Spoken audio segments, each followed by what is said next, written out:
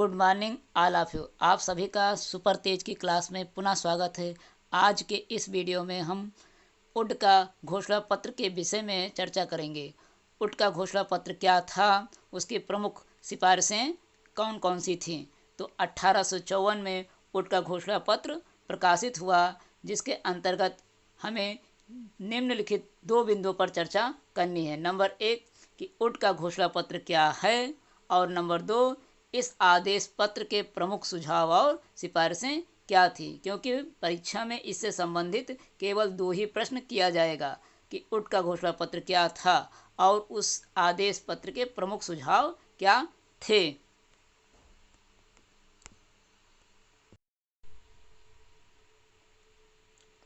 उड का घोषणा पत्र 1854 भारतीय शिक्षा के इतिहास में 1833 से 1853 की अवधि को हम पाश्चात्य शिक्षा की अवधि कह सकते हैं, क्योंकि इस दौरान 1833 से 1853 के बीच अंग्रेजी माध्यम से पाश्चात्य शिक्षा को भारतीयों को प्रदान किया गया।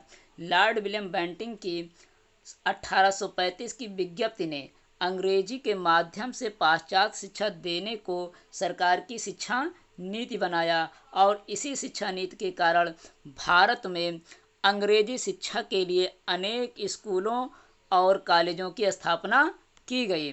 सन 1853 में ईस्ट इंडिया कंपनी के आज्ञा पत्र के पुनर्वर्तन के तहत भारतीय शिक्षा की समस्याओं का समाधान किया जाना अनिवार्य था, अर्थात समय समय पर प्रत्येक शिक्षा नीति की समीक्षा किया जाना आवश्यक था। तो इस संबंध में 1853 में यह महसूस किया गया कि 1835 के द्वारा जो शिक्षा नीति भारतीयों को प्रदान किया जा रहा है, उस शिक्षा नीति की समीक्षा की जाए। इस समीक्षा के उद्देश्य से सर चार्ल्स वुड, जो कि कंपनी के बोर्ड ऑफ कंट्रोल के सभापति थे उस दौरान, उन्होंने 1854 में एक आदेश पत्र में भारतीय शिक्षा नीति का प्रकाशन किया।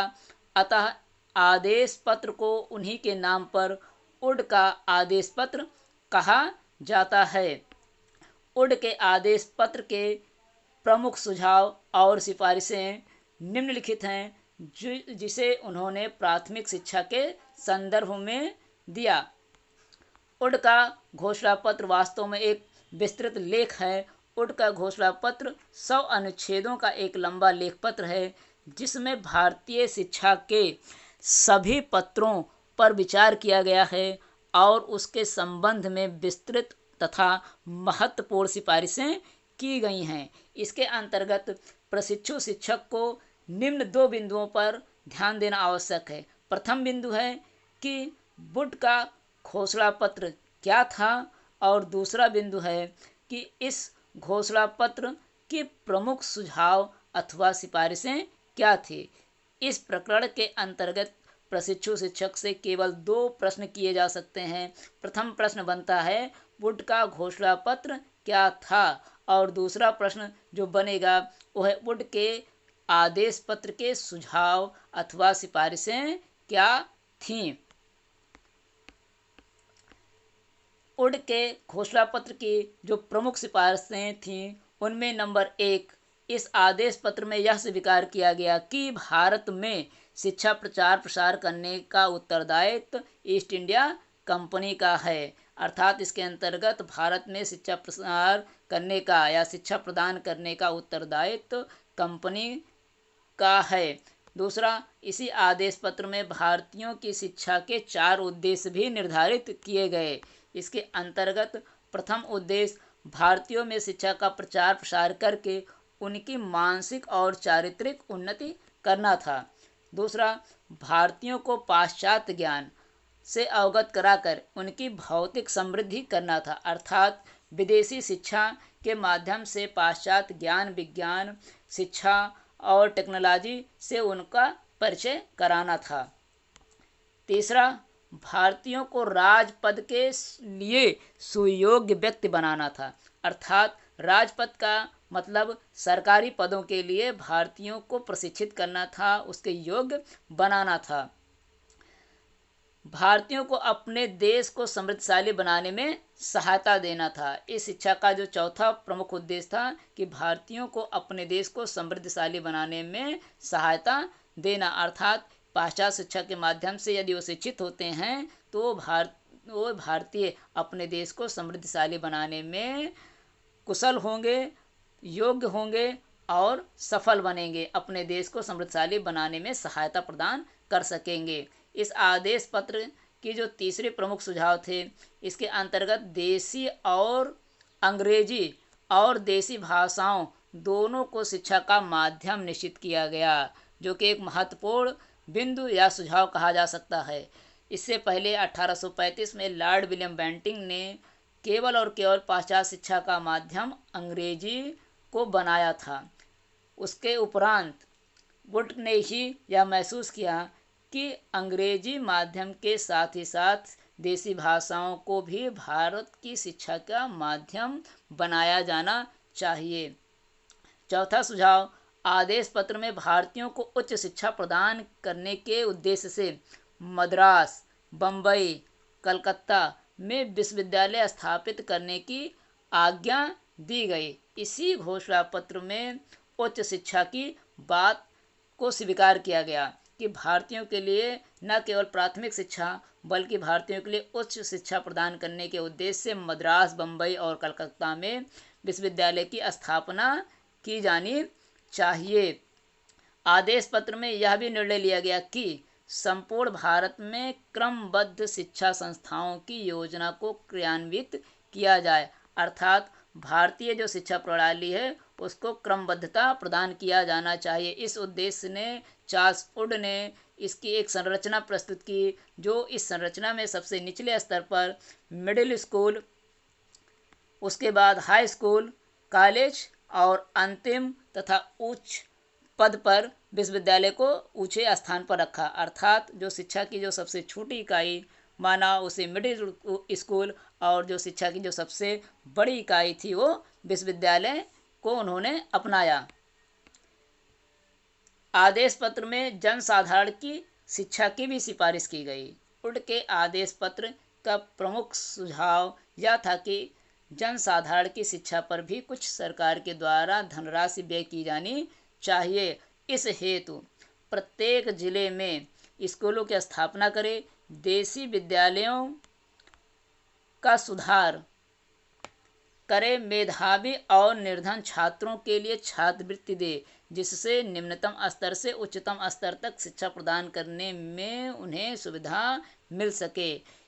यह घोषणा पत्र का सबसे प्रमुख सुझाव था, जिसके अंतर्गत इस बात को स्वीकार किया गया कि मेधावी तथा निर्धन छात्रों के लिए छात्रवृत्ति दी जाए, जिससे उन्हें निम्न स्तर से उच्च स्तर तक की शिक्षा प्रदान करने में सहायता मिल सके, जो कि आगे चल के भारतीय शिक्षा के लिए मील का पत्थर साबित हुआ। सातवां जो महत्वपूर्ण सुझाव था, इसके अंतर्गत भवन निर्माण, छात्रवृत्तियों, पुस्तकालयों, प्रयोगशालाओं और अध्यापकों को के वेतन के लिए भी सहायता अनुदान प्रणाली की घोषणा की गई या व्यवस्था की गई कि इसके अंतर्गत विद्यालयों का निर्माण किया जाए, पुस्तकालयों का स्थापना हो, प्रयोगशालाओं की स्थापना हो तथा अध्यापकों के वेतन के लिए ईस्ट इंडिया कंपनी अर्थात सरकार सहायता अनुदान प्रदान करे, जिससे कि शिक्षा सुचारू रूप से अनवरत चलती रहे।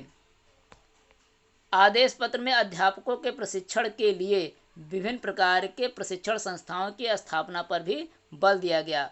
वुड के घोषणा पत्र के जो प्रमुख सुझाव थे इसके अंतर्गत अध्यापक के प्रशिक्षण पर भी पहली बार बल दिया गया कि अध्यापक के प्रशिक्षण के लिए विभिन्न प्रकार के प्रशिक्षण संस्थाओं की स्थापना भी की जाए।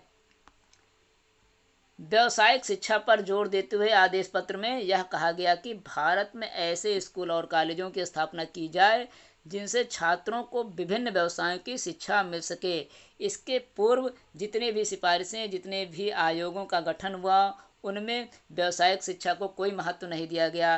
वुड के घोषणा पत्र में प्रथम बार यह स्वीकार किया गया कि ऐसे विद्यालय या ऐसे स्कूल कॉलेज की स्थापना हो जो कि छात्रों को व्यावसायिक दक्षता प्रदान कर सकें, जिससे आगे चलकर वो अपना जीवन यापन स्वयं कर सकें, अर्थात अपने जीविकोपार्जन की व्यवस्था खुद कर सकें, जिसे हम जॉब ओरिएंटेड कह सकते हैं। जॉब ओरिएंटेड एजुकेशन अर्थात ऐसी शिक्षा प्रणाली जिसके अंतर्गत क्या हो, व्यवसाय उत्पन्न हो, जॉब क्रिएट हो। इसके अंतर्गत ये सुझाव, जिसको हम बहुत महत्वपूर्ण सुझाव कह सकते हैं, जो चार्ल्स बूर्डन ने अपने घोषणा पत्र में दिया।